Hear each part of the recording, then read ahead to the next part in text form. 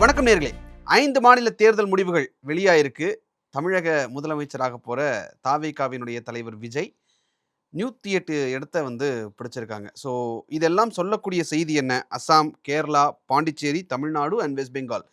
அங்க இருக்கக்கூடிய ரிசல்ட்ஸ் எல்லாம் சொல்லக்கூடிய செய்தி என்ன?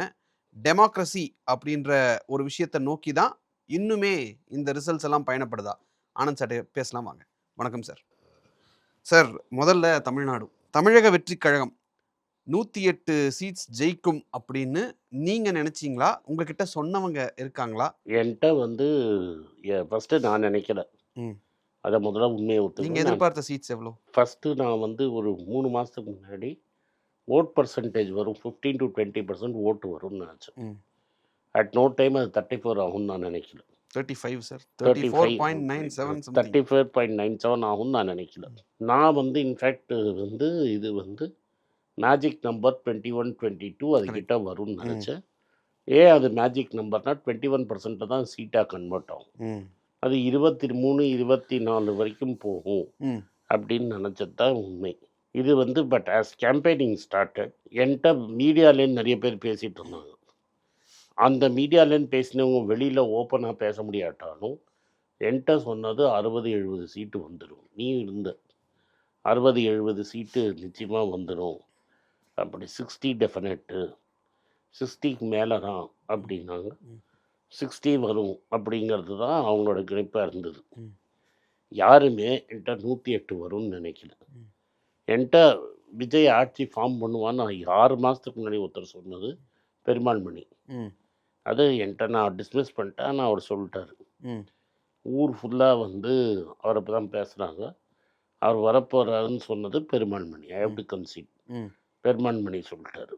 ஒரு எலெக்ஷன் முடிஞ்சு கவுண்டிங்க்கு 2 நாள் 3 நாள் முன்னாடி என்கிட்ட விஜய் வரப்போகிறாரு, ராகுல் காந்தி சொன்னது தான் கரெக்டு, நம்ம பண்ணது தப்பு அப்படின்னு சொன்னது சங்கர்னு ஐபிசி தமிழில் வந்தவரும் என்கிட்ட கிளியராக சொல்லிட்டாரு. அவர் என்ன சொன்னார்னா என்கிட்ட, சார் நான் 250 பேர்கிட்ட மேலே பேசிட்டேன், தமிழ்நாட்டில் எல்லா இடத்துலையும் பேசிட்டேன், டெஃபினட்டாக விஜய் வரப்போகிறாரு அப்படின்னு சொல்லிட்டாரு.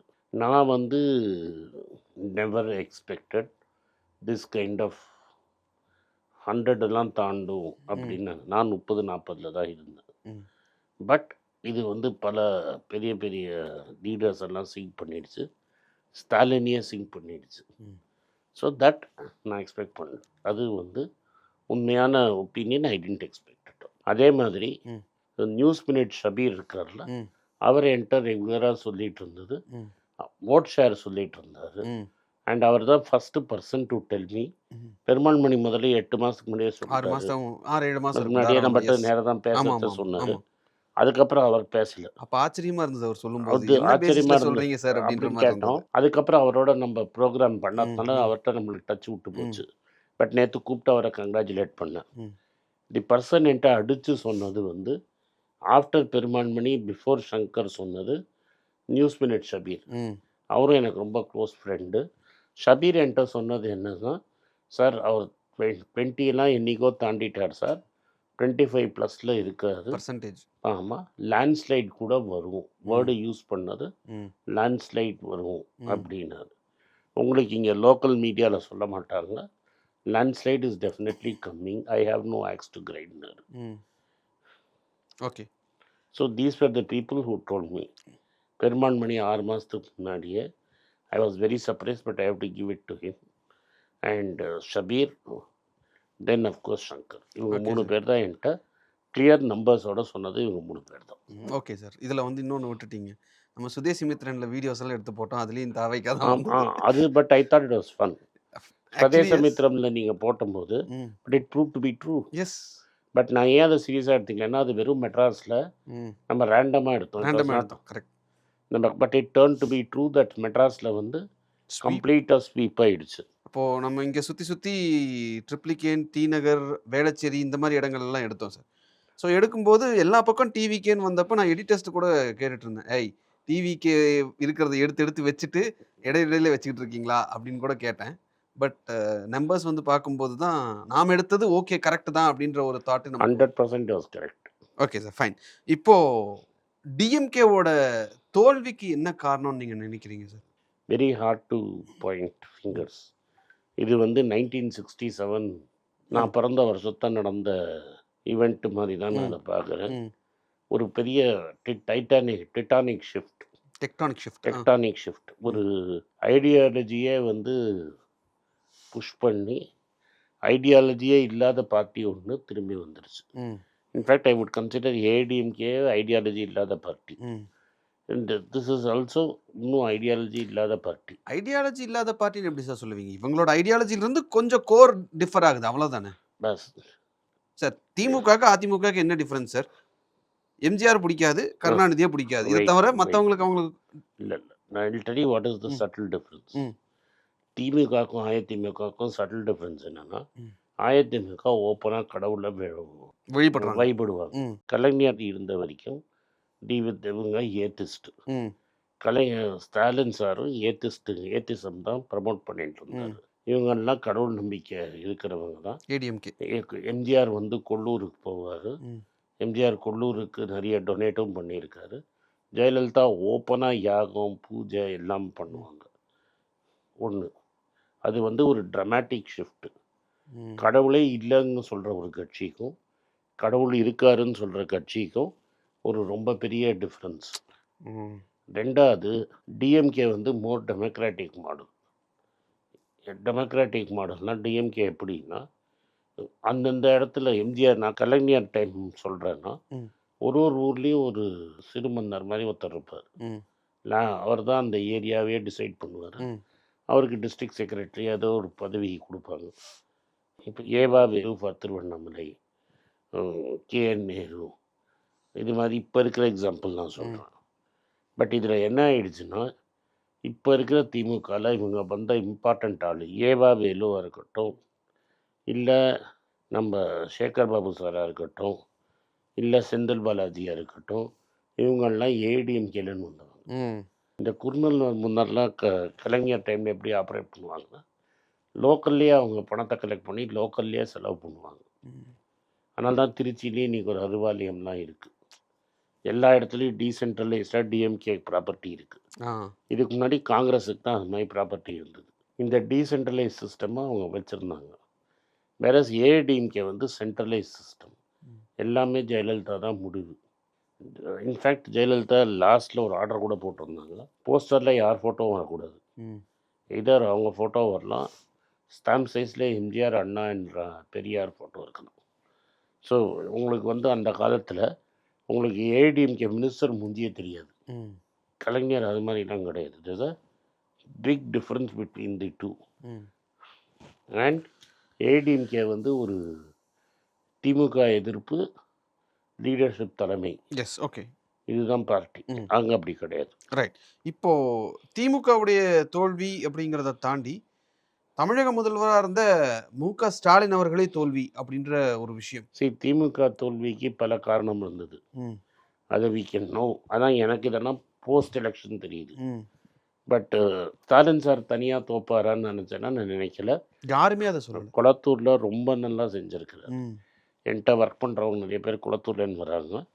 குளத்தூரில் அவர் வேலை செஞ்ச மாதிரி யாரும் சொல்லலை. இதை பார்க்கணுன்னா நீங்கள் 1967 ஸ்ரீனிவாசன் ஒரு ஸ்டூடெண்ட் வந்து காமராஜர் தோக்கடிச்ச மாதிரி. ஆனால் இங்கே வந்து ஒரு not such a great character, ஒரு போலீஸ் ரெக்கார்டு இருக்கிறது வச்சு ஸ்டாலினை வீழ்த்திட்டாங்க. Okay, fine. சரிங்க சார். இப்போது அதிமுக வந்து இந்த எலெக்ஷனில் வந்துடுவோம் அப்படின்ற ஒரு விஷயத்த சொல்லிட்டே இருந்தாங்க. இதுக்கப்புறம் அதிமுக வர்றதுக்கு வாய்ப்பு இருக்கா இல்லையா?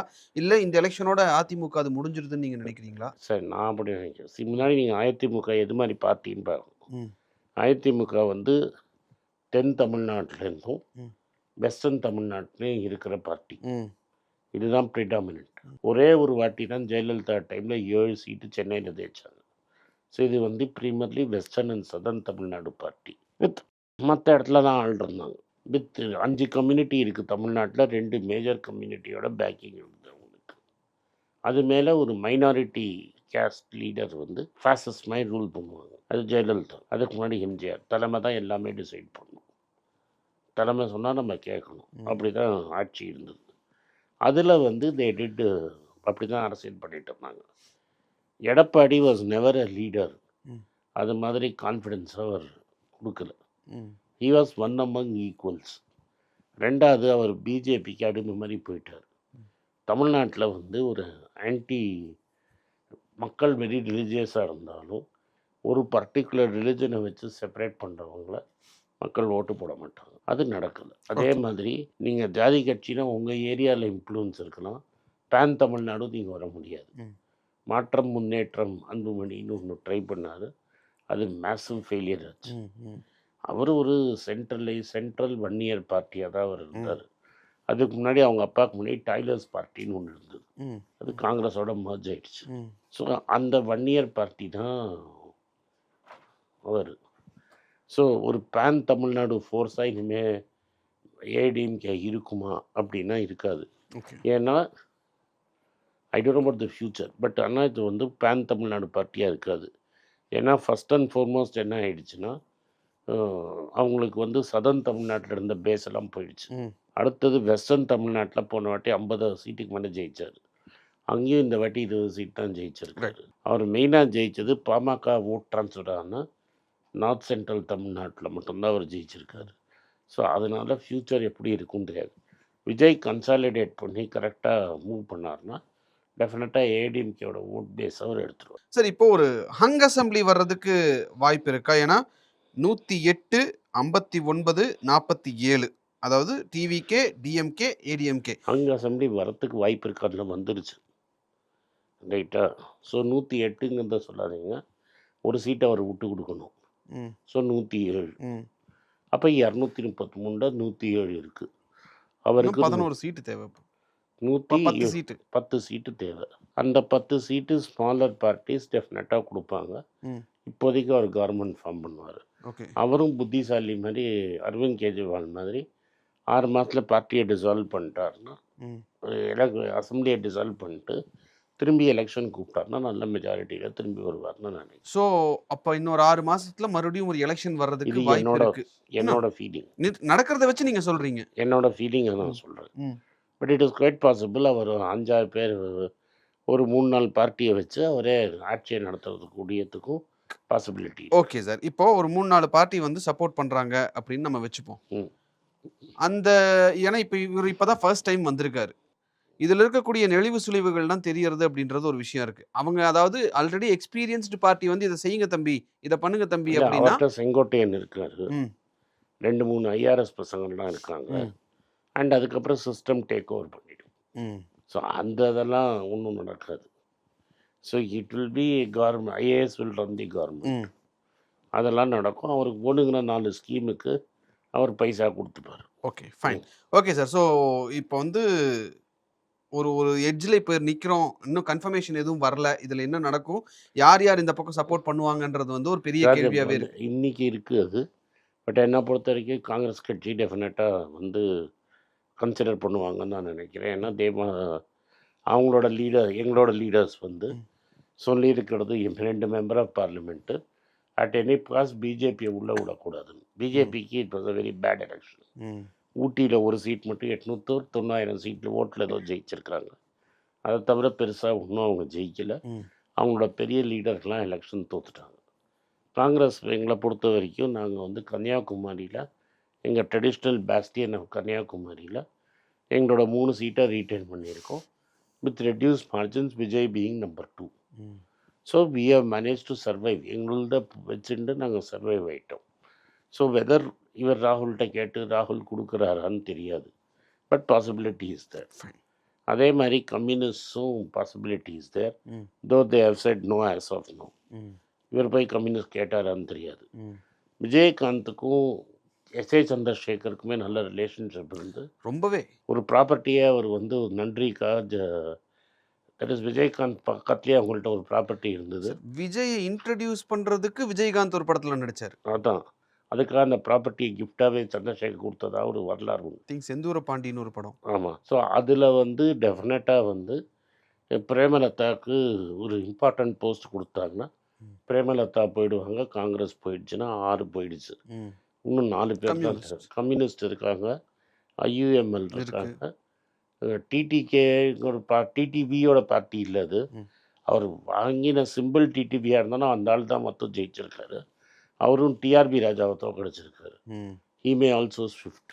Okay sir. ஸோ இனிமேல் மறுபடியும் ஒரு 6 மாசத்துல எலெக்ஷன் வர்றதுக்கான வாய்ப்பு வாய்ப்பு இருக்குது, ரொம்ப பிரகாசமாக இருக்குது. பட் இன்னைக்கு நடக்காது.